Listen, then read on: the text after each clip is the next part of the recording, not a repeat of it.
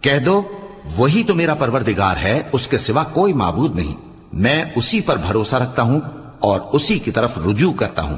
اور اگر کوئی قرآن ایسا ہوتا کہ اس کی تاثیر سے پہاڑ چل پڑتے یا زمین پھٹ جاتی یا مردوں سے کلام کر سکتے تو کیا یہ لوگ ایمان لے آتے؟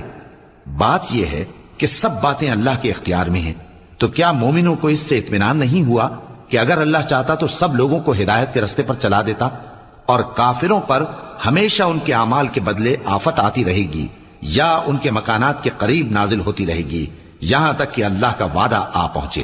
بے شک اللہ وعدہ خلاف نہیں کرتا۔ اور تم سے پہلے بھی رسولوں کے ساتھ تمسخر ہوتے رہے ہیں، تو میں نے کافروں کو مہلت دی، پھر میں نے ان کو پکڑ لیا، سو دیکھ لو کہ میرا عذاب کیسا رہا۔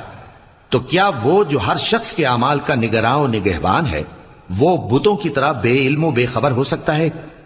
اور ان لوگوں نے اللہ کے شریک مقرر کر رکھے ہیں